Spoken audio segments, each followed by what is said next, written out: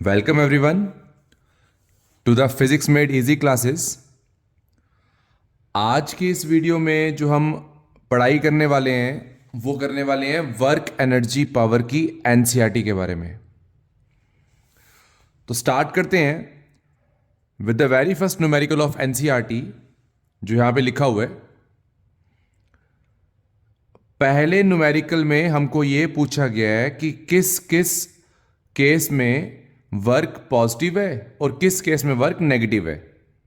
सिर्फ इतना बताना है कि वर्क पॉजिटिव है या फिर वर्क नेगेटिव है। तो इसके लिए हमारे पास एक ही बड़ा सिंपल सा बेसिक है। अगर फोर्स और डिस्प्लेसमेंट दोनों सेम डायरेक्शन में होंगे तो वर्क को पॉजिटिव मानेंगे, और अगर फोर्स और डिस्प्लेसमेंट दोनों ऑपोजिट डायरेक्शन में होंगे तो वर्क को नेगेटिव मानेंगे। इतना सा बेसिक है बस। तो स्टार्ट करते हैं इसके पहले पार्ट के साथ। इसमें क्या बोला गया है कि work done by a man in lifting a bucket out of a well by means of rope tied to bucket. ये एक वेल है, कुआं। इसमें ये एक बकेट है, बकेट को ऊपर खींच रहे हैं एक रोप की मदद से। यहां पे ये आपके पास आ गई एक बकेट, ये आपके पास आ गई रोप। इस रोप को ऊपर खींचा जा रहा है तो फोर्स कहां पे लग रही है? ऊपर। डिस्प्लेसमेंट भी कहां पे हो रही है? ऊपर। तो बड़ा सिंपल सा logic, both F and S are in the same direction, तो हमारा वर्क कैसा आ जाएगा? पॉजिटिव वर्क आ जाएगा। अब सेकंड पार्ट में क्या बोल रहे हैं? सेम यही केस इसमें पूछ रहे हैं ग्रेविटेशनल फोर्स ने जो वर्क किया वो पॉजिटिव वर्क है या नेगेटिव वर्क है। तो डायग्राम बड़ा क्लियरली बता रही है कि ग्रेविटेशनल फोर्स कहां पे लग रही है? नीचे। ग्रेविटेशनल फोर्स होती है towards the centre of earth. तो अगर ये एक वेल है, ग्रेविटी कहां लगेगी? डाउनवर्ड्स। डिस्प्लेसमेंट कहां पे हो रही है? ऊपर। तो एफ जी वेक्टर और S vector both are in opposite direction, तो केस नंबर 2 का वर्क कैसा आ जाएगा हमारा? वो आ जाएगा नेगेटिव वर्क। अब थर्ड केस की बात करते हैं। इसमें लिखा हुआ है work done by friction on a body sliding down on inclined plane. Inclined plane हो गया ये टेढ़ा प्लेन, इस पे एक बॉडी स्लाइड करते हुए नीचे आ रही है। ये आ गया इसका एस वेक्टर। और हम सभी को पता है फ्रिक्शन फोर्स हमेशा जहां बॉडी की डिस्प्लेसमेंट है उसके ऑपोजिट होती है, ऊपर की तरफ। तो ये आपका एफ वेक्टर फ्रिक्शन, ये आपका एस वेक्टर। डायग्राम बता रही है both are in the opposite direction, तो यहां का वर्क भी कैसा आ जाएगा हमारा? नेगेटिव वर्क आ जाएगा। और अब नेक्स्ट केस की बात करें, आखिरी पार्ट की बात करें फर्स्ट क्वेश्चन की, तो यहां बोला जा रहा है कि work done by applied force on a body moving on horizontal plane.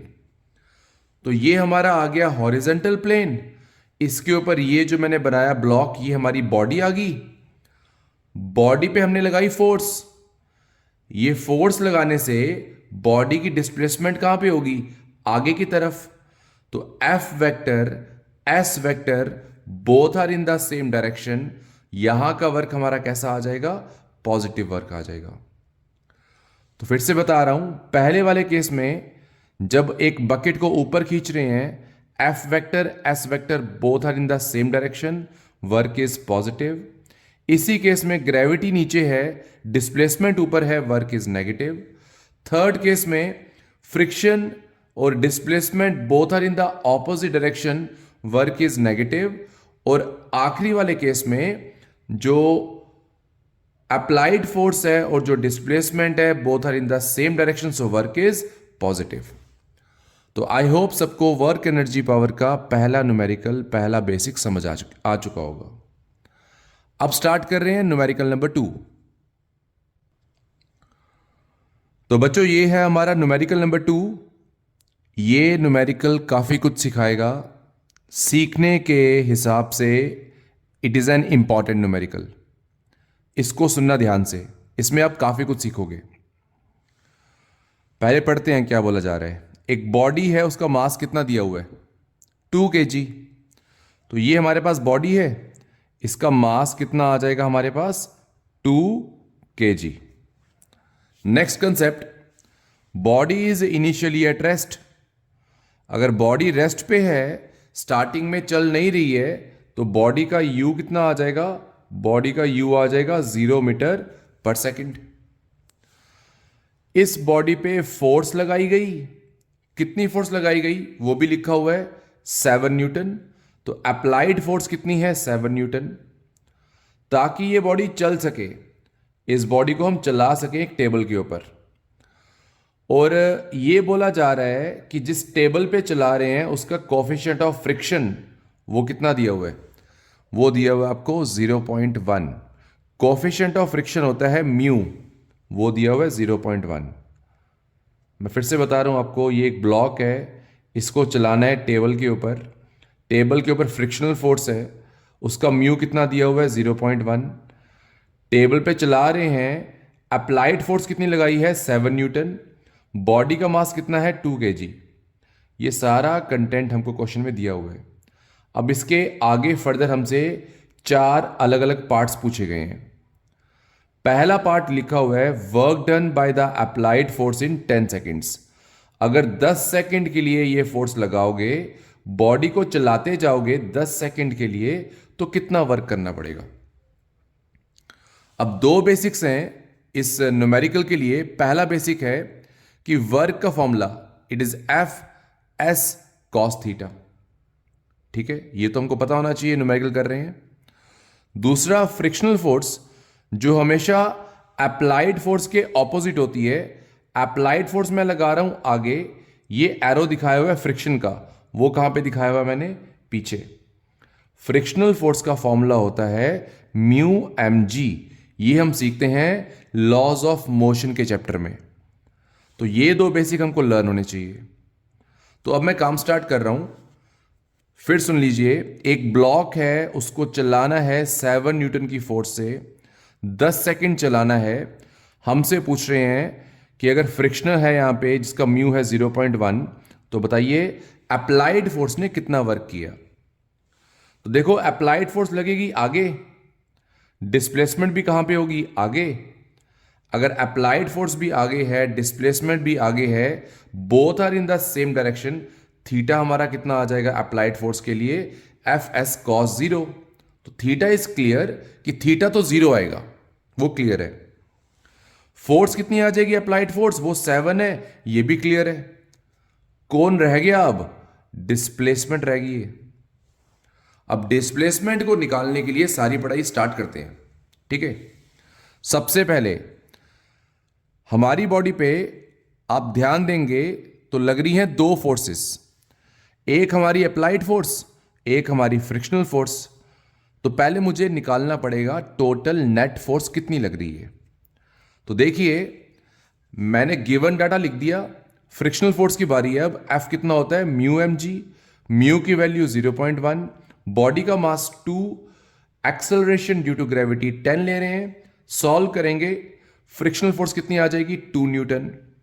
अब बड़ी सिंपल सी बात है, अप्लाइड फोर्स आगे है, फ्रिक्शनल फोर्स पीछे है, तो नेट फोर्स कितनी आ जाएगी मेरे पास, वो आ जाएगी ऑपोजिट ना फोर्सेस, तो माइनस करना पड़ेगा। 7 - 2 5 न्यूटन।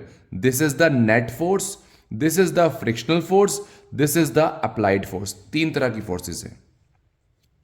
अब हम निकालेंगे इसके बाद बॉडी में कितनी एक्सेलरेशन आएगी। न्यूटन के लॉ के अकॉर्डिंग एक्सेलरेशन होती है force upon mass, F net होता है यहां पे। तो F नेट कितना है 5, मास कितना है 2, 5/2 कितना आ जाएगा 2.5। एक्सेलरेशन क्यों निकाल रहे हैं, क्योंकि हमको निकालनी है डिस्प्लेसमेंट, और सेकंड इक्वेशन ऑफ मोशन बोलती है S = ut + ½ at² होता है। S निकालना था इसलिए A निकाला, और A निकालना था इसलिए F नेट निकाला, और F नेट निकालना था इसलिए फ्रिक्शनल फोर्स निकाली। सब कुछ कनेक्टेड है। तो S = ut + ½ at²। U हमारा 0 है, T हमको दिया 10 सेकेंड्स, 1/2 ए कितना है 2.5, अभी अभी निकाला, और टाइम फिर से कितना 10, ये तो जीरो हो जाएगा। इसको सॉल्व कर लेंगे। डिस्प्लेसमेंट कितनी आ रही है 125 मीटर। अब आगे का काम इजी रहेगा, सुनते जाएंगे ध्यान से। अप्लाइड फोर्स का वर्क निकाल रहे हैं। एफ एस कॉस 0, एफ की वैल्यू है 7, डिस्प्लेसमेंट है 125, कॉस 0 कितना होता है 1। सबको सॉल्व किया, हमारा आंसर आ गया। अप्लाइड फोर्स ने कितना वर्क किया 875 जूल। अब इसी क्वेश्चन का सेकंड पार्ट आ रहा है, work done by friction in 10 seconds. Frictional force ने कितना वर्क किया, तो फ्रिक्शनल फोर्स तो पीछे है, डिस्प्लेसमेंट आगे है, तो यहां पे एंगल आ जाएगा cos 180 degree, F S cos 180। Frictional force की वैल्यू ऊपर निकाली है 2, डिस्प्लेसमेंट इज 125, कॉस 180 -1, सॉल्व कर दिया -250 जूल। ये आ गया फ्रिक्शनल फोर्स का वर्क, ये आ गया अप्लाइड फोर्स का वर्क, ये आ गया फ्रिक्शनल फोर्स का वर्क। अब स्टार्ट करते हैं इसी न्यूमेरिकल का थर्ड पार्ट। अब थर्ड पार्ट में क्या बोल रहे हैं, work done by net force निकालना है इन 10 सेकेंड्स। तो नेट फोर्स हमारी कितनी थी, वो थी हमारी 5 न्यूटन। नेट फोर्स आ गई 5 न्यूटन। डिस्प्लेसमेंट फिर से कितनी है 125, कॉस 0 आ जाएगा 1, तो 5 इंटू 125 कितना हो जाएगा 625 जूल। तो ये भी इजी है। अब आखिरी जो है क्वेश्चन ने हमसे पूछा हुआ है, change in the kinetic energy of body in 10 seconds. अब देखिए, एक पहले मैं कंसेप्ट बोल रहा हूं वो सुनो, फिर इस पे आते हैं। वर्क एनर्जी थ्योरम सबने पढ़ी हुई है, उसमें बोला जाता है कि बॉडी पे जितना वर्क हुआ वही चेंज इन काइनेटिक एनर्जी होता है। हमने कितना वर्क किया 625 जूल, तो चेंज इन काइनेटिक एनर्जी भी कितना होने वाला है 625 जूल ही होने वाला है। ये हमको फ्रॉम द थ्योरम पता है, बट यहां हमको ये वाली बात सॉल्व करके चेक भी करनी है कि ऐसा है। तो हम यहां पे चेंज इन काइनेटिक एनर्जी निकालने के लिए पहले निकालेंगे इनिशियल काइनेटिक एनर्जी। वो कितनी 1/2 mu²। इनिशियल वेलोसिटी 0 है, तो इनिशियल एनर्जी भी कितनी आ जाएगी 0। अब निकालेंगे final kinetic energy 1/2 mv²। Half मास है बॉडी का 2, वेलोसिटी कितनी है अब वो नहीं पता 10 सेकंड के बाद। वेलोसिटी तो अब तक निकाली ही नहीं है, तो निकाल लेंगे। v = u + at होता है। u हमारा 0 है, एक्सेलरेशन थी 2.5, टाइम कितना है 10, 10 इंटू 2.5 इज 25, तो v आ जाएगा 25। हाफ mv² में v कितना पुट करेंगे 25 का स्क्वायर, वो कितना आ जाएगा 625। This is the initial kinetic energy, this is the final kinetic energy. आप क्या करेंगे, दोनों का चेंज निकालना है, दोनों को माइनस कर देंगे। 625 - 0 625 जूल। तो चेंज इन काइनेटिक एनर्जी कितना आ रहा है 625 जूल, और वही किसके इक्वल है हमारे वर्क डन के इक्वल है। तो ये था बच्चों हमारा numerical number second of work energy power. I hope सबको अब तक समझ आ रहा होगा। एक बात बोलना चाह रहा हूं कि जब भी आप न्यूमेरिकल्स करने बैठ रहे हैं ना, या लेक्चर देख रहे हैं, तो उस समय ना एंटरटेनमेंट समझ के मत समझिए कि भाई हमको यहाँ पे एंटरटेन होना है वैसी पढ़ाई हो। समझिए कि हमको यहाँ पे कंसेप्ट सीखने हैं, हमको यहाँ पे न्यूमेरिकल्स प्रिपेयर करने हैं, पढ़ाई वैसी करिए, ये सोच रखिए, ठीक है। क्योंकि यहाँ पे आपको कंसेप्ट्स डेफिनेटली सीखने को मिलेंगे अगर आपने इस वीडियो में, इन लेक्चर्स में अपना टाइम स्पेंड किया, ठीक है। तो ध्यान रखिएगा, रेगुलरिटी मेंटेन रखिए, और कॉपी पेन हाथ में रखिए, साथ साथ में सॉल्व जरूर करिए, सिर्फ देखो मत, इसको सॉल्व भी करो तो फायदा मिलेगा। स्टार्ट कर रहे हैं न्यूमेरिकल नंबर 3 से। अब इसके बारे में बात करते हैं, क्या बोला जा रहा है इसमें। बोला जा रहा है कि पोटेंशियल एनर्जी एक ऐसे पार्टिकल की जो कि SHM कर रहे हैं, सिंपल हार्मोनिक मोशन कर रहे हैं। अब सिंपल हार्मोनिक मोशन की बात अगर मैं आपसे करूं, पहले वो सिखा देता हूं, ठीक है, उसके बाद न्यूमेरिकल पे आते हैं। आप सबने सिंपल पेंडुलम देखा हुआ है? सिंपल पेंडुलम, सिंपल पेंडुलम में क्या होता है, एक लोहे की या हैवी स्फेरिकल बॉडी यहां पे होती है, उसको हम यहां पे लेके जाते हैं और फिर वो इस तरह से लगातार मूव करती है, ठीक है। जो बॉडी ऐसे मूव कर रही है ना, लाइक आपका जो मैंने कहा मेटालिक बॉब, वो मूव करेगा इस तरह से, इसको बोलते हैं मीन पोजीशन उस केस में, इनको बोलते हैं एक्सट्रीम पोजीशंस। तो वो जो मोशन है ना सिंपल पेंडुलम का, उसको बोलते हैं सिंपल हार्मोनिक मोशन। डिटेल्स की बात हम तब करेंगे जब हम चैप्टर्स यहां पे सीखेंगे ऑसिलेशन वेव्स। फिलहाल अभी खाली ये याद रखिए, सिंपल पेंडुलम का जो मोशन है वही क्या है, सिंपल हार्मोनिक मोशन है, ठीक है।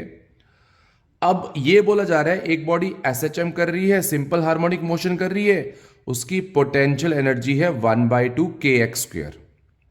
ये उसकी पोटेंशियल एनर्जी है। k की वैल्यू है 0.5, ये भी गिवन दिया हुआ है, और ये उसका ग्राफ दिया हुआ है पोटेंशियल एनर्जी का और डिस्प्लेसमेंट का। यहां पे है डिस्प्लेसमेंट प्लस की, यहां पे है डिस्प्लेसमेंट माइनस की। क्वेश्चन बोल रहा है हमको कि दिखाइए प्रूव करके, अगर हमारे पार्टिकल की टोटल एनर्जी, ग्राफ है पोटेंशियल एनर्जी का, यहां लिख रहा है टोटल एनर्जी, कि पार्टिकल की अगर टोटल एनर्जी 1 जूल है, ठीक है, तो वो पार्टिकल जब एक्सट्रीम पोजीशन से रिवर्स बैक करेगा, यहां से यहां से यहां से यहां गया, अब उसने रिवर्स बैक किया यहां पे, या यहां से उसने रिवर्स बैक किया, उस समय वो अपनी मेन पोजीशन से कितना दूर होगा, +2 मीटर या -2 मीटर। देखिएगा, अगर ये एक सिंपल पेंडुलम है, ये गया एक्सट्रीम 1 पे, फिर आया एक्सट्रीम 2 पे, फिर आया एक्सट्रीम 1 पे, फिर गया एक्सट्रीम 2 पे, ये रिवर्स कर रहा है ना, यहां से भी क्या कर रहा है, रिवर्स कर रहा है। कह रहे हैं जब ये रिवर्स करेगा अपने डायरेक्शन को, तो आपने ये प्रूव करना है कि वो कितनी दूरी से, मीन से कितना दूर गया होगा, 2 मीटर लेफ्ट में, मीन से कितना दूर गया होगा, 2 मीटर राइट में। ये बात प्रूव करनी है। कैसे करेंगे, सुनिएगा। जो भी पार्टिकल SHM करता है उसके पास दो तरह की एनर्जी होती है, काइनेटिक एनर्जी और पोटेंशियल एनर्जी। दो तरह की एनर्जी होगी, काइनेटिक और पोटेंशियल। अब एक पार्टिकल जब रिवर्स बैक होता है ना, एक्सट्रीम पोजीशन से वापस आता है ना, उस समय उसकी वेलोसिटी कितनी हो जाती है, ये याद रखिए बस, 0 इस समय खाली। बाकी पूरी जर्नी की बात मैं नहीं कर रहा हूं, सिर्फ रिवर्स करते हुए वेलोसिटी कितनी होती है, 0। चाहे आप वो एक्सट्रीम 1 किलो, चाहे आप वो एक्सट्रीम 2 किलो, वेलोसिटी कितनी होती है, 0। वेलोसिटी अगर 0 है इस जगह पे, पर्टिकुलरली इस जगह पे, तो यहां पे काइनेटिक भी कितनी हो जाएगी, 0। तो टोटल एनर्जी क्या बन जाएगी, 0 plus potential for this point. Total आ जाएगी 0 प्लस पोटेंशियल। पोटेंशियल एनर्जी का सिंबल हमारा जो ये क्वेश्चन है वो क्या बोल रहा है, V। तो पोटेंशियल एनर्जी की जगह मैं क्या पुट कर दूंगा यहां पे, V। और V किसके इक्वल दिया हुआ है, 1/2 kx²। तो E is equal to 0 plus potential, वो आ जाएगा पोटेंशियल। पोटेंशियल किसके इक्वल है, V, और वो किसके इक्वल आ जाएगा, 1/2 kx²। तो टोटल एनर्जी कितनी आ जाएगी, 1/2 kx²। अब इसके बाद हमको यहां पे जो E है, क्वेश्चन ने बोला हुआ है टोटल एनर्जी कितनी दी हुई है, 1 जूल। E कितना पुट करेंगे, 1 जूल। अगर E की वैल्यू 1 जूल है तो 1/2 kx² भी कितना आ जाएगा, 1। K की वैल्यू भी दे रखी है आपको 0.5, K को यहां पुट करिए 0.5। अब 0.5 बेसिकली 1/2 होता है, तो K को मैंने पुट कर दिया 1/2, तो 1/2 into 1/2 x² is equal to 1। टू टू सा कितना हो गया 4, 4 वन सा 4, एक्स स्क्वायर आ गया 4, स्क्वायर को शिफ्ट कर दो वो आ जाएगा प्लस माइनस √4 और वो होता है प्लस माइनस 2 मीटर। तो ये हमने प्रूव कर दिया कि अगर टोटल एनर्जी 1 जूल है तो पार्टिकल रिवर्स कितने डिस्टेंस पे करेगा, +2 मीटर या -2 मीटर। तो ये था हमारा न्यूमेरिकल नंबर 3। अब स्टार्ट कर रहे हैं एनसीईआरटी का न्यूमेरिकल। अब न्यूमेरिकल नंबर 4 में क्या बोला जा रहा है उसकी बात करते हैं। इसमें आपको ऐसे के ग्राफ्स दिए हुए हैं, पोटेंशियल एनर्जी और डिस्प्लेसमेंट के बीच में, पोटेंशियल एनर्जी और डिस्प्लेसमेंट के बीच में, ऐसे ही सी पार्ट भी है, डी पार्ट भी है, 4 तरह के ग्राफ्स हैं। चारों में एक ही बेसिक है। मैंने तभी यहां पे 2 पार्ट्स पूरे करके बताए हैं। 2 पार्ट्स आप बच्चे ट्राई करेंगे। इसके बाद बेसिक पहले सुनते हैं कि बेसिक क्या है, फिर मैं इन क्वेश्चंस पे आऊंगा कि बोला क्या जा रहा है। देखो बिल्कुल जनरल बात कर रहे हैं, बिल्कुल जनरल बात कि टोटल एनर्जी कितनी होती है, kinetic energy plus potential energy. ठीक है, total energy is always equal to kinetic energy plus potential energy.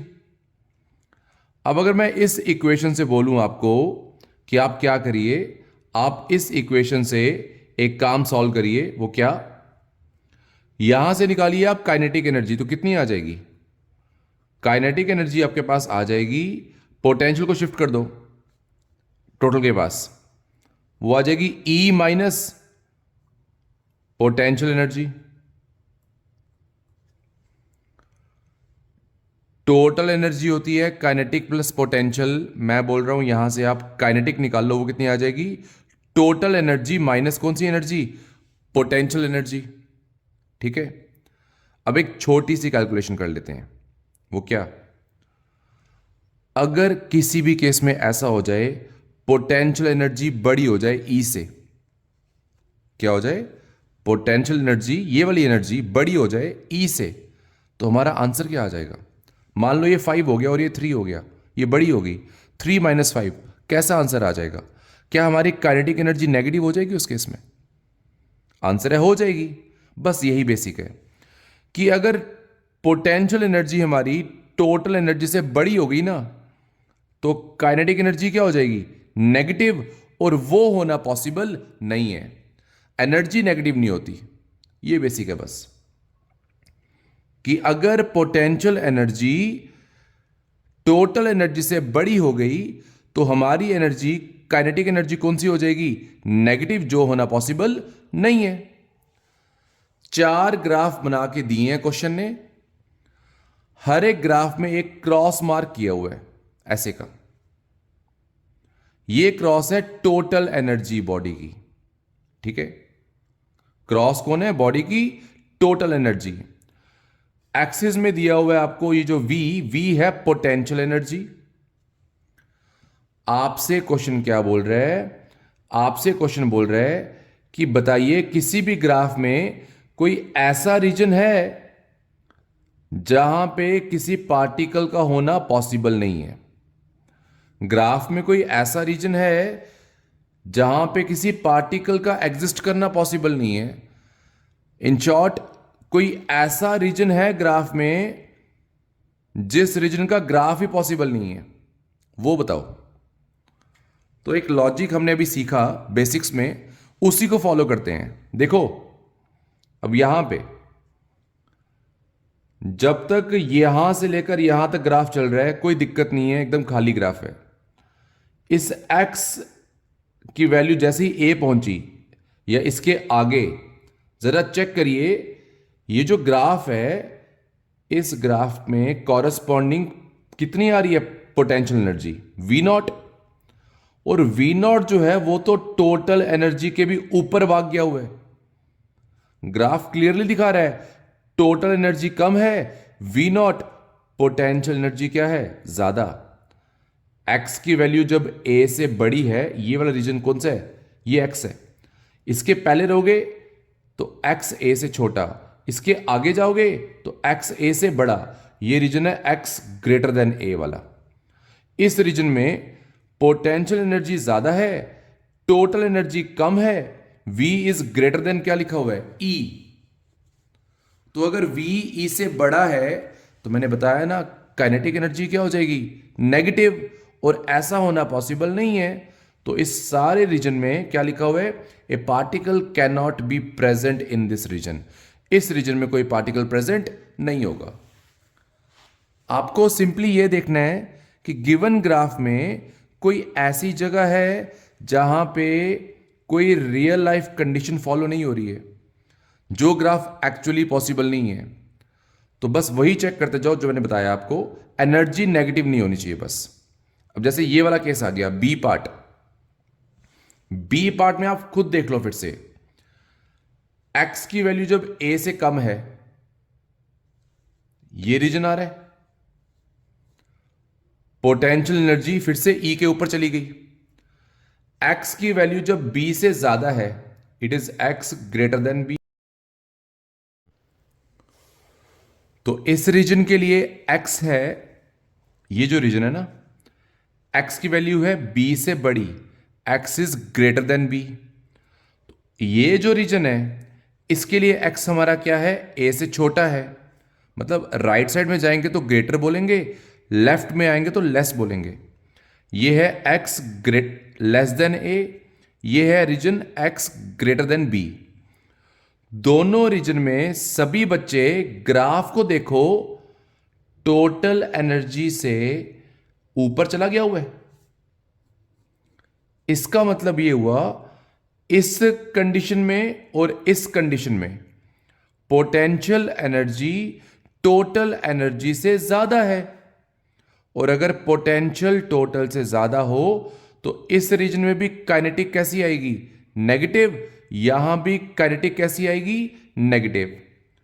Graph के तीन हिस्से हैं, ये आपका पहला हिस्सा, ये आपका दूसरा हिस्सा और ये आपका तीसरा हिस्सा। पहले और दूसरे हिस्से में, इसमें और इसमें काइनेटिक एनर्जी कैसी आ रही है, नेगेटिव। अब बात करते हैं इस हिस्से की। इस बात की सेंस तो हर एक बच्चे को होगी कि अगर हम एक्सिस के नीचे आ जाते हैं, तो एक्सिस के नीचे जब आते हैं तो जो हमारी वैल्यूज हैं वो पॉजिटिव नहीं होती, क्या हो जाती हैं, नेगेटिव। अब ये जो एनर्जी दिखाई जा रही है पोटेंशियल एनर्जी, थर्ड केस में यहां तो पोटेंशियल एनर्जी ही नेगेटिव हो गई है, बिकॉज एक्सिस के नीचे वाला ग्राफ है। इस वाले हिस्से में काइनेटिक इज नेगेटिव। ये वाला ग्राफ तो एक्सिस के नीचे आ गया, यहां पे पोटेंशियली क्या हो जाएगी, नेगेटिव। तो भाई तीनों हिस्सों में ही क्या हो रहा है, जो एनर्जीज हैं नेगेटिव आ रही हैं, यहां पे काइनेटिक और यहां पे पोटेंशियल। तो क्या लिखा मैंने, particle can not travel in any region. यहां पे हमको पार्टिकल कहीं भी नहीं दिखेगा, यहां भी एनर्जी नेगेटिव, यहां भी एनर्जी नेगेटिव। पार्टिकल किसी के लिए भी ऐसा ग्राफ होना पॉसिबल नहीं है। तो ये था आपका न्यूमेरिकल नंबर 4। ठीक है, सी और डी पार्ट लिखा है, वो आपने ट्राई करने हैं, ट्राई करेंगे, दिमाग लगाएंगे तो आपका दिमाग बढ़ेगा। कंसेप्ट यही लगने हैं, नई कोई चीज नहीं होगी उसमें। अब बात कर रहे हैं फिफ्थ न्यूमेरिकल की। अब इसको न्यूमेरिकल बोलना गलत होगा क्योंकि ये कंसेप्चुअल क्वेश्चंस हैं। फिफ्थ क्वेश्चन में देयर आर 4 पार्ट्स, कंसेप्चुअल हैं, सुनते जाएंगे सभी। पहले में क्या बोल रहा है, क्वेश्चन यहां लिखा हुआ है, मैं आपसे सीधा मीनिंग की बात कर रहा हूं। एटमॉस्फेयर में सबने सुना होगा कि एटमॉस्फेयर में जब एक रॉकेट हमारे एटमॉस्फेयर में एंटर करता है स्पेस से, अगर वो अपनी स्पीड को कम नहीं करे, हाई स्पीड पे आए, तो जो उसकी केसिंग, आउटर बॉडी जो होती है रॉकेट की, वो आग पकड़ लेती है फ्रिक्शन की वजह से। सबको पता है ये बात। क्वेश्चन बड़ी सिंपल सी बात कर रहा है आपसे, रॉकेट ने आग पकड़ी, रॉकेट जो है वो जलना शुरू हो गया। वो जब जलना शुरू हुआ रॉकेट, उसने जो आग पकड़ी रॉकेट ने, जो उसके पास हीट एनर्जी आई रॉकेट के पास, ये पूछ रहा है क्वेश्चन हमसे, उस हीट एनर्जी का रीजन कौन है, कॉज कौन है, उसका सोर्स कौन है। वो जो रॉकेट के पास हीट एनर्जी आई है वो रॉकेट की वजह से आई है कि वो एटमॉस्फेयर की वजह से आई है। उस हीट एनर्जी का सोर्स कौन है, वो हीट एनर्जी रॉकेट की खुद की कोई एनर्जी कन्वर्ट हुई है कि वो एटमॉस्फेयर ने कोई एनर्जी दी है उसको, ये हमसे पूछ रहे हैं। अब मैं इसका आंसर आपको जो बताने वाला हूं, अगेन बड़े बेसिक बातें हैं। जब रॉकेट जलेगा, आप एक बात सोचो, रॉकेट जब जलेगा तो उसका मास बढ़ जाएगा कि उसका मास कम हो जाएगा। आंसर है रॉकेट का मास कम हो जाएगा। और अगर एक बॉडी का मास कम हो रहा है बच्चों, तो उस बॉडी की टोटल एनर्जी क्या हो रही है, वो डिक्रीज हो रही है। क्योंकि मास कम होगा तो टोटल एनर्जी भी क्या हो जाएगी, डिक्रीज। जलने से अगर रॉकेट का मास कम हो रहा है, उसकी एनर्जी कम हो रही है, तो वो जो हीट एनर्जी आई है वो हीट कहां से ली गई है, वो रॉकेट से ही ली गई है। तो उस हीट एनर्जी का जो सोर्स है वो कौन है, वो एटमॉस्फेयर नहीं है, वो रॉकेट खुद है। क्योंकि जलने से रॉकेट का मास कम हुआ तो उसकी अपनी खुद की टोटल एनर्जी कम होगी, तो वो कहां गई, वही एनर्जी रॉकेट के लिए हीट बनी। तो इसका आंसर है heat energy is obtained from rocket and not the atmosphere. तो अब यहां स्टार्ट कर रहे हैं इसका सेकंड पार्ट, फिफ्थ क्वेश्चन का। इसमें क्या बोला जा रहा है, इसमें बोला जा रहा है कि ये हमारा सन है, इसके आसपास कॉमेट्स घूम रहे हैं, हेवनली बॉडीज। और जो वो हेवनली बॉडीज घूम रही है ना, उनका जो रास्ता है वो सर्कुलर नहीं है, इट इज हाईली एलिप्टिकल। ठीक है, ऐसे का रास्ता है, हाईली एलिप्टिकल। और इस केस में बड़े क्लियरली बोला गया है कि कॉमेट अगर घूम रहा है सन के आसपास, सन की ग्रेविटेशनल फोर्स की वजह से, तो जो सन की फोर्स है ग्रेविटेशनल फोर्स और जो कॉमेट की वेलोसिटी है, उनमें 90 का एंगल बिल्कुल नहीं है। There is no angle of 90 लिखा हुआ है। कह रहे हैं जो फोर्स लग रही है और जो वेलोसिटी है, जो डिस्प्लेसमेंट है, उसमें 90 का एंगल नहीं है। फिर भी जो वर्क डन है यहां पे, कॉमेट के ऊपर जो वर्क हुआ है सन की वजह से, वो वर्क कितना हुआ है, 0। फोर्स लग रही है, डिस्प्लेसमेंट हो रही है, एंगल 90 नहीं है, फिर भी वर्क 0 है। बोल रहे हैं इसका रीजन क्या है, क्यों ऐसा। देखिए नॉर्मली क्या होता है, वर्क को 0 होने के लिए 3 बातें हैं जो हो जाएं तो वर्क 0 हो जाता है। या तो फोर्स 0 हो, या डिस्प्लेसमेंट 0 हो, या एंगल 90 हो। इस केस में कह रहे तीनों ही नहीं है, फिर भी वर्क 0 है। बताओ ऐसा क्यों। तो अब सब बच्चे सुनिए, बहुत ही खास बात।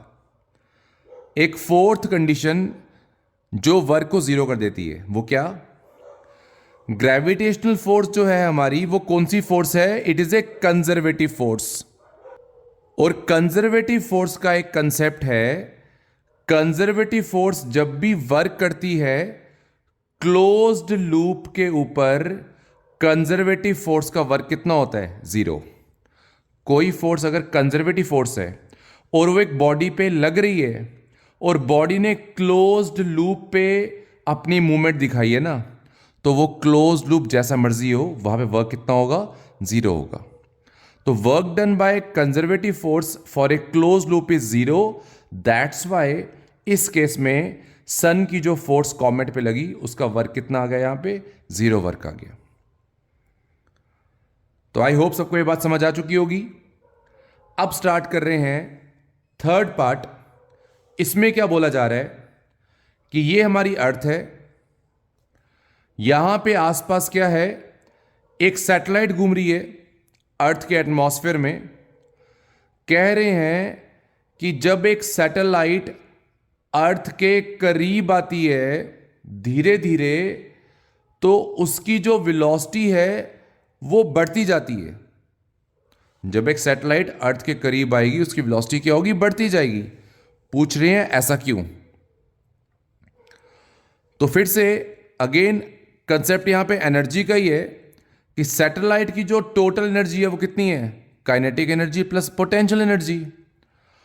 और law of conservation of energy बोलता है कि एनर्जी ऑलवेज रिमेन्स कांस्टेंट।